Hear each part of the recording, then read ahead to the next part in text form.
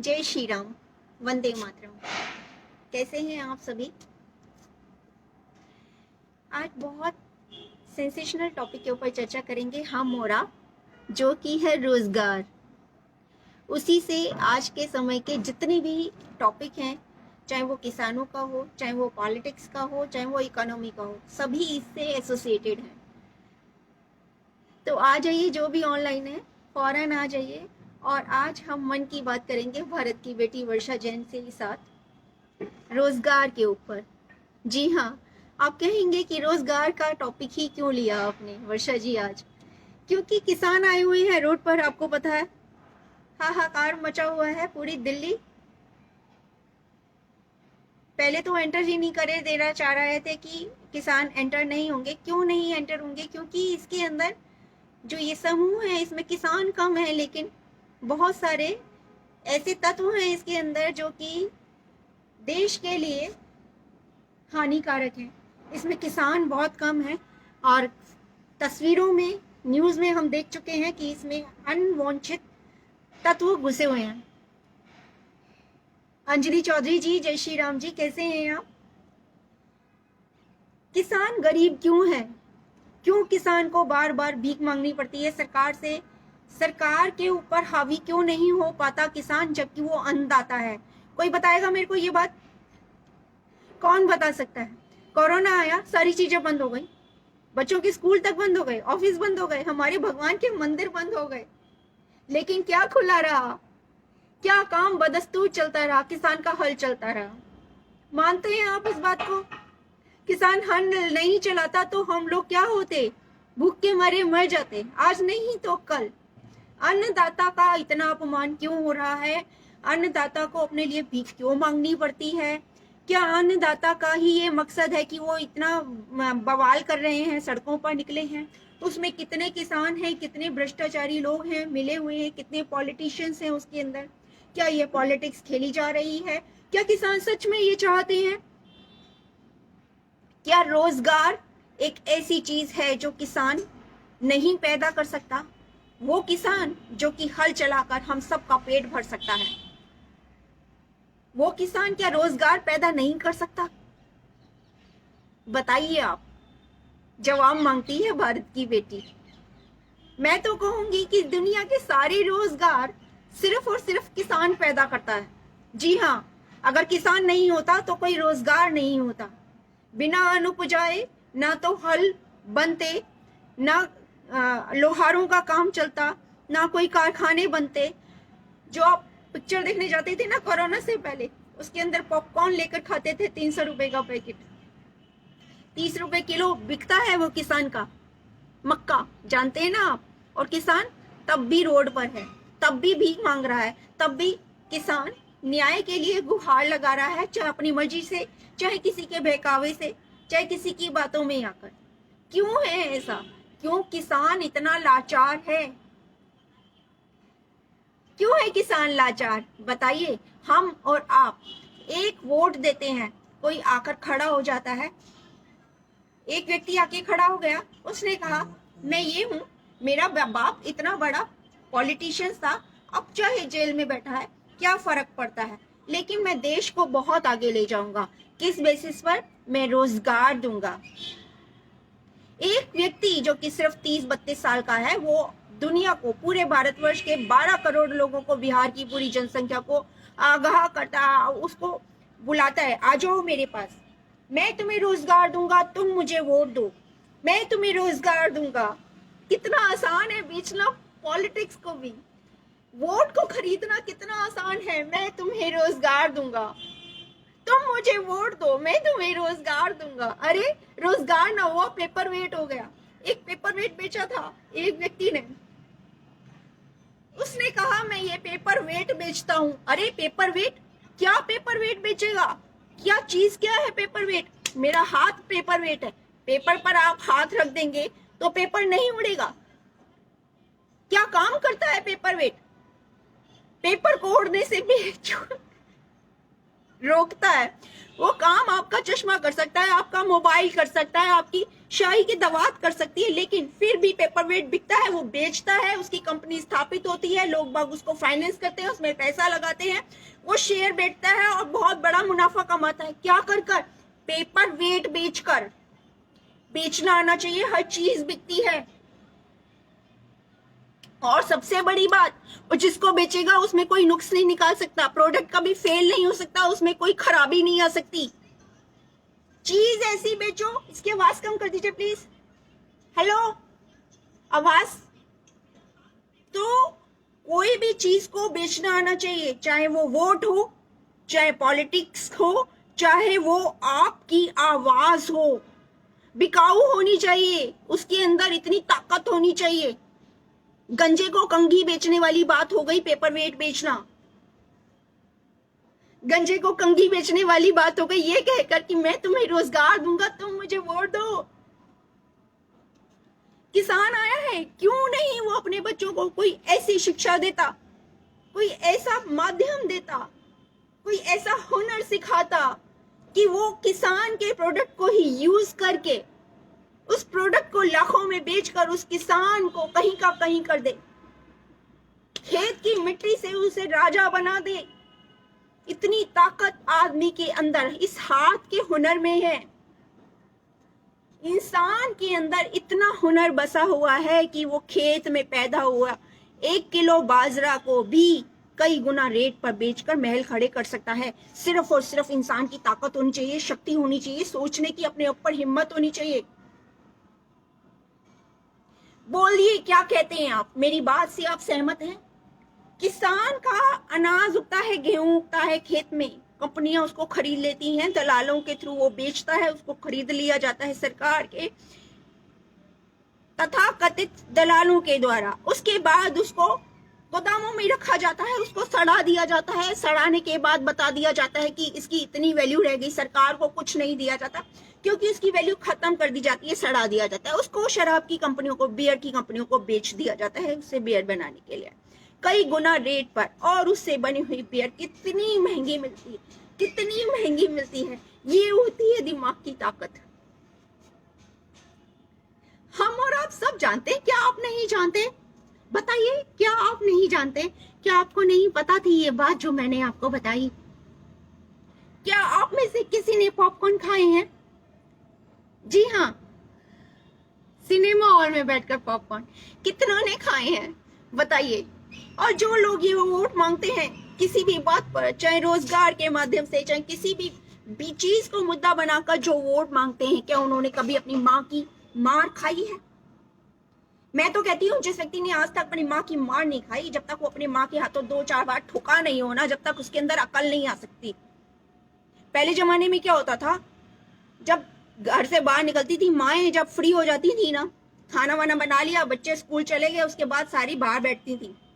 बाहर बैठकर उन दोनों तीनों चारों जितनी भी लेडीज बैठी होती थी, महिलाओं की आपस में गपशप हुआ करती थी। क्या करती थी, आज तो मैंने उसको बड़े अच्छे से कूटा। दूसरी कहती थी कितने दिन चलेगा अब वो कहती कम से कम 4 दिन तो बिल्कुल ठीक रहेगा। अच्छा 4 दिन, अरे उसके बाद फिर कूट पीट देंगे। और सिर्फ पिटाई नहीं होती थी, सुताई भी होती थी अच्छी वाली। जरा सा आप अपने माँ बाप का कहना नहीं मानो, जरा सा आप बदमाशी कर जाओ, जब तक उसकी अच्छी तरह पिटाई ठुकाई नहीं हो जाती थी ना, और जब बच्चा सोचता था चलो काम हो चुका, डन, अब मैं जाऊं अपने कमरे में, रो लूं, थोड़ा सा सुस्ता लूं, नहीं, फिर कॉलर पकड़कर खसीटा जाता था, फिर पूछा जाता था बोल अब करेगा ऐसा, करेगा ऐसा? वो कहता था नहीं, मेरी माँ की कसम कभी नहीं करूंगा।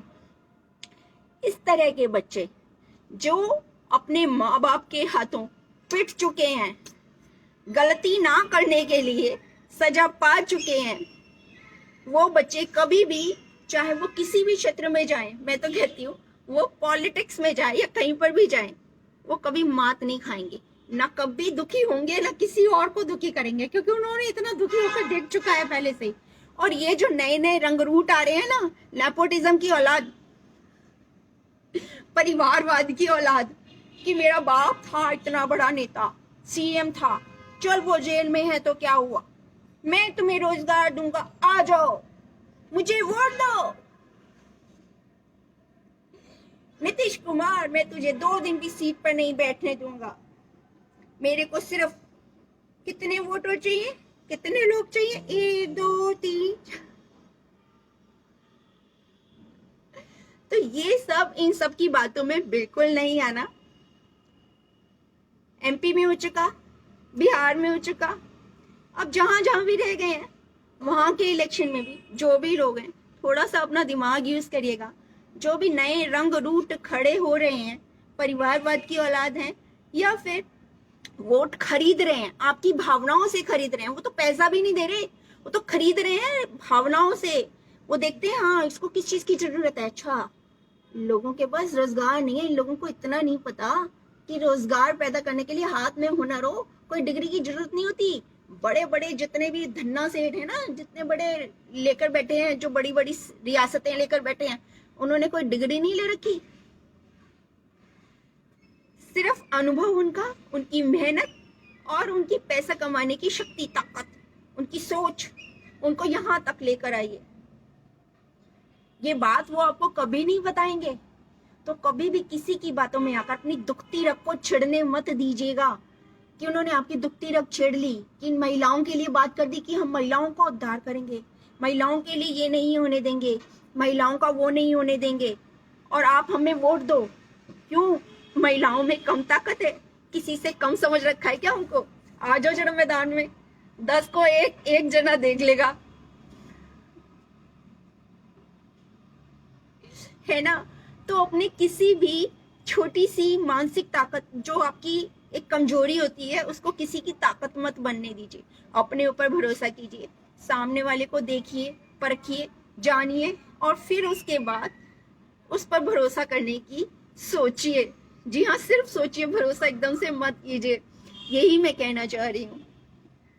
और जितने भी न्यूज चैनल दिखा रहे हैं, मीडिया खबरें दिखा रही है, किसानों का दिखा रहे हैं, भड़का रहे हैं, बहका रहे हैं, किसी की बातों में बिल्कुल मत आइएगा।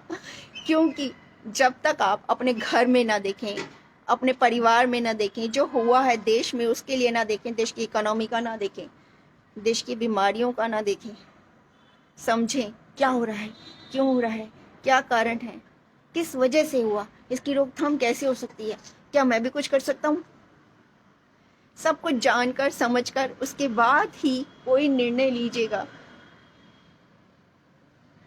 तो देश इतनी बड़ी बड़ी समस्याओं से जूझ रहा है, हम लोग इतनी बड़ी बड़ी समस्याओं से जूझ रहे हैं, जूझे हैं और जूझते भी रहेंगे, लेकिन खुशी खुशी, क्योंकि हमें अपने आप पर पूरा भरोसा है, अपनी ताकत पर, अपनी सोच पर, और अपनी विद्वता पर, अपनी अकल पर, अपनी समझदारी पर। वो भरोसा हमेशा कायम रखिए और दुनिया फतेह कीजिए। दुनिया फतेह करने का मतलब ये नहीं है कि आप नेता बन जाएं और नारे लगाएं और सबको अपने पीछे चलाएं, ऐसा बिल्कुल भी नहीं है। दुनिया फतेह करने का मतलब है कि हम खुश हैं, हमारे आसपास हम खुशियां फैलाते हैं, हम किसी को देखकर ना दुखी होते हैं, ना किसी को अपने को दुखी करने देते हैं। सिर्फ इतना ही हमको करना है और बहुत आसान है ये सब। अमिता सक्सेना जी, जय श्री राम जी, कैसी हैं आप?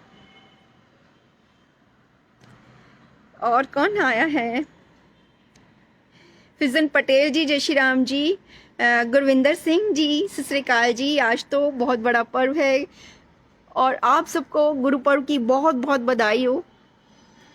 आज गुरु पूर्णिमा भी है और गुरु नानक देव जी, जिनकी सभी बातें, उनकी एक एक बात पर हम चलने की कोशिश करते हैं, उनकी राहों को देखते हैं और उनके जैसा बनने की कोशिश करते हैं। आप सबको बहुत बहुत बधाई हो गुरु पर्व की। रेणु गुप्ता जी, जय श्री राम जी। ज्योतिष लाल सिंह जी, जय श्री राम जी। एमडी तैयब जी, जय श्री राम जी। डॉक्टर कीर्ति प्रताप सिंह जी, जय श्री राम जी। थैंक यू जी। कीर्ति प्रताप सिंह जी, आज मौसम बहुत अच्छा हो गया क्योंकि गर्मियाँ ऑलमोस्ट फुल्ली तरह चली गई हैं, हल्की हल्की सर्दी का आगाज हो गया है और ये मौसम मुझे बहुत अच्छा लगता है। मुझे गर्मियाँ बिल्कुल नहीं पसंद, बाकी सारे मौसम पसंद हैं। किसान हमेशा अपने पैर पर कुल्हाड़ी मारता है। क्यों मारता है? किसान से बढ़कर कुछ भी नहीं। किसान है तो दुनिया है, उसकी वजह से ही सारे उद्योग धंधे हैं। किसान ना हो तो सारे उद्योग धंधे बंद हो जाएं, सारी मशीनरी पर ताला लग जाए, सारी कंपनियां बंद हो जाएं, कुछ भी नहीं बचेगा। किसान को ये बात समझानी पड़ेगी, उसे किसी से कुछ मांगना नहीं है, वो तो दाता है, उसे तो सिर्फ देना है और सबको उसके पैर पूजने हैं। चाहे बल से छुआए वो अपने सबको अपने पैर, चाहे वो कैसे भी छुआए, उसके पैर सबको छूने ही पड़ेंगे। उसके पैर छुए बिना किसी का जीवन ही नहीं है, अंधेरा ही अंधेरा है चारों तरफ।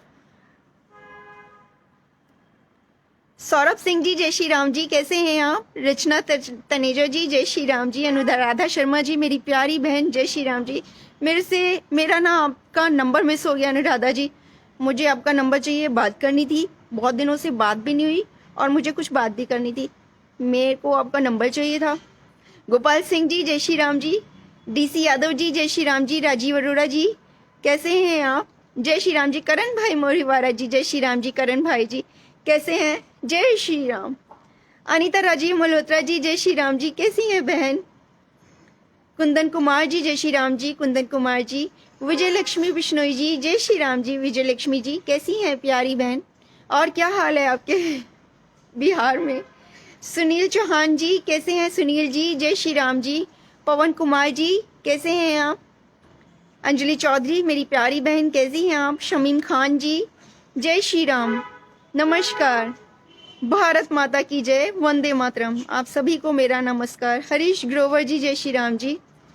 सुधीर कौर जी, सुरवीर कौर जी सत श्री अकाल जी, बहुत बहुत बधाई हो गुरु पर्व की।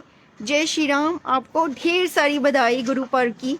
और क्या करा, आप सुबह से बंगा साहिब में होंगे आप सब, मेरे को बहुत मिस किया मैंने आज आपको। इसमें एक और मैंने ये देखा है, इसमें लिखा है देश का स्वाभिमानी किसान खेतों में है, आपके किसान बुराड़ी ग्राउंड में, कांग्रेस के किसान सिंधु बॉर्डर पर। ये क्या मतलब हुआ? किसान को भी बांट दिया। देश का स्वाभिमानी किसान खेतों में है, आपका किसान बुराड़ी ग्राउंड में है और कांग्रेस का किसान सिंधु बॉर्डर पर। ऐसा कैसे हो सकता है?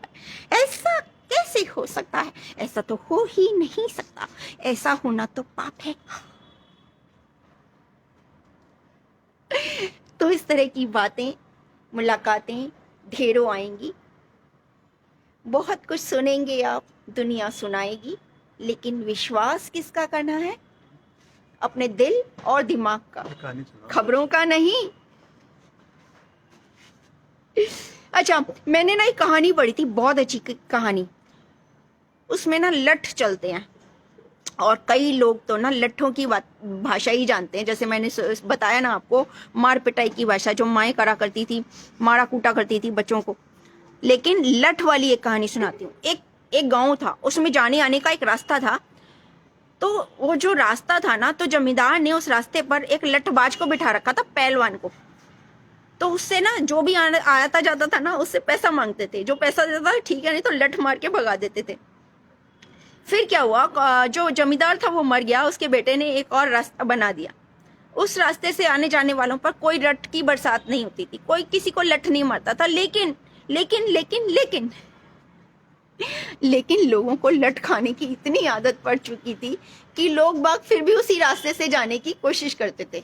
तो ये बातें होती हैं, ये आदतें होती हैं, ये सिर्फ और सिर्फ हमारी आदतें हैं। दूसरा रास्ता होते हुए भी हम उसी रास्ते पर जाते हैं, उन्हीं राहों को चुनते हैं, चाहे उन पर कांटे हैं, क्योंकि हमें उसकी आदत पड़ चुकी होती है। यही हमारे किसानों के साथ हो रहा है। उन्हें अपनी मांग मंगवाने के लिए, न्याय मांगने के लिए हाथ जोड़ने की आदत पड़ चुकी है। किसानों को बिल्कुल नहीं दिखाई दे रहा कि वो कौन है। वो दाता हैं, वो ईश्वर के बाद सबसे बड़ी चीज़ है इस धरती पर। उन्हें मांगने की ज़रूरत ही नहीं है। और ये जो मांगा पीटी हो रही है ना, ये सिर्फ और सिर्फ धोखा है। इन्हें बरगलाया जा रहा है, इनके अंदर अनवांछित तत्व घुसे हुए हैं। आप फिल्म जो टीवी में दिखाई दे रहा है उसमें देखेंगे, या खबरों में देखेंगे, या जो फोटोज़ हैं उसमें देखेंगे, आपको पता लगेगा कितने किसान हैं और कितने अनवांछित लोग हैं जो कि किसान हैं ही नहीं। वो किसान नहीं है। किसानों को बरगलाया जा रहा है अपनी बात मनवाने के लिए। वो राजनीतिक कारण है, उसके लिए पॉलिटिक कारण है, कुछ धर्म से रिलेटेड हैं, कुछ पॉलिटिक्स से रिलेटेड हैं। कोई भी कारण किसानों का कारण नहीं है। वो आप भी जानते हैं, हम भी जानते हैं। क्यों कर रहे हैं, कैसे कर रहे हैं, ये भी जानते हैं। क्या होगा क्या नहीं होगा ये भी जानते हैं। जब अंजाम पता है तो फिर क्या डरना।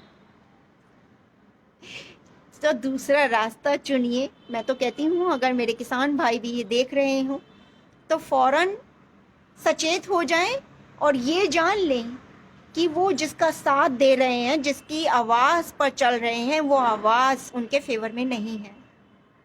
तो बहुत अच्छा होगा। विश्वपरिक जी, विश्व प्रकाश जी, विष्णु प्रकाश जी, विष्णु प्रकाश जी, जय श्री राम जी, जय हिंद, जय भारत। हरीश ग्रोवर जी, जय श्री राम जी। और कौन रह गया? विवेक राज जी, विवेक राज जी कैसे हैं आप? जय श्री राम जी। और कौन है? इमरान जी, इमरान जी आदाब, धन्यवाद, जय श्री राम, आदाब जी। सूर्य राणा जी नमस्कार, कैसे हैं आप? बहुत खुशी है आप सबसे मिलकर और बहुत अच्छा लगा। शाम हो गई है और मेरे सामने जो ये मंदिर है, देखिए बुर्ज दिखाई दे रहे हैं आपको, लक्ष्मी नारायण मंदिर है ये, बहुत ही शानदार। और ये जो पीछे है, ये जो दिखाई दे रही है येलो कलर की बिल्डिंग, ये ब्रह्म कुमारी इसका आश्रम है। और लक्ष्मी नारायण मंदिर के साथ में जैन मंदिर है।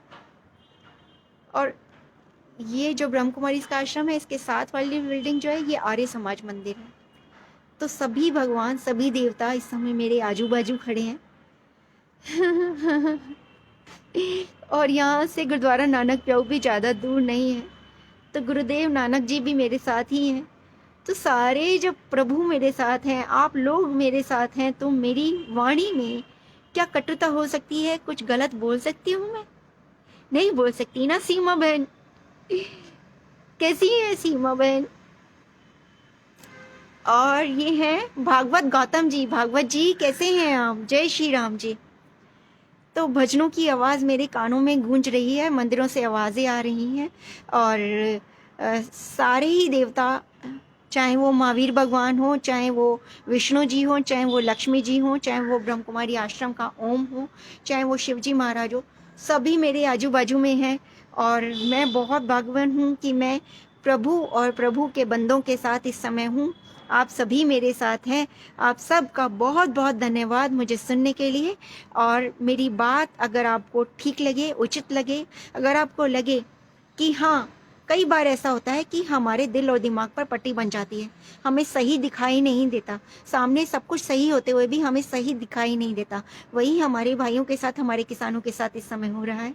अगर आप ये बात वायरल कर सकते हैं, उन्हें समझा सकते हैं कि वो क्या है, उन्हें किसी से मांगने की ज़रूरत नहीं, हम तो उनके चरणों की धूल बराबर हैं, हम उन्हें क्या देंगे, हम तो उनसे लेकर चलने वाले हैं। ये बात अगर उनको पता लगे तो बहुत बड़ा उपकार होगा आप सबका। तो ज़रूर उन तक पहुंचाइए ये बात। अन्नदाता को ये बात समझानी बहुत ज़्यादा ज़रूरी है। भागवत गौतम जी, मैं क्या बताऊं भागवत जी, मैं तो आप सबके विचार जानने के लिए यहाँ पर आई हूँ, आप सबके मन की बात को जानना चाहती हूँ। मैं तो कुछ भी नहीं जानती, मैं तो नादान हूँ, आप सब विद्वान हैं। आप बताइए, आपके आपके विचार जानने की कोशिश कर रही हूँ मैं। आप लता करोटिया जी कैसी है मेरी बहन? जय श्री राम, वंदे मातरम। बहुत अच्छा लगा आप सब ने समय निकाला, मुझे सुना। और अगर बात सही लगी हो, इसमें थोड़ा सा भी लॉजिक दिखाई देता हो आपको, तो ज़रूर इसे शेयर कीजिएगा, ताकि शायद बहुत सारे लोगों का भला हो जाए। और रही रोज़गार की बात, मैं चाहूँ तो जंगल में भी स्वयं रोज़गार पैदा कर सकते हूँ बिना धन लगाए। और सिर्फ रोज़गार ही नहीं पैदा कर सकती, उससे एक रोज़गार से हज़ारों लोग जोड़े जा सकते हैं। सिर्फ मेहनत चाहिए, होना चाहिए और सहन शक्ति चाहिए। अपने ऊपर विश्वास तो चाहिए ही चाहिए, सिर्फ और सिर्फ। उसके लिए कोई बड़ी बड़ी डिग्रियों की ज़रूरत नहीं, किसी से न्याय की पुकार करने की ज़रूरत नहीं, किसी से कुछ मांगने की ज़रूरत नहीं, किसी को वोट देने की ज़रूरत नहीं। सच। जय श्री राम, वंदे मातरम, भारत माता की जय।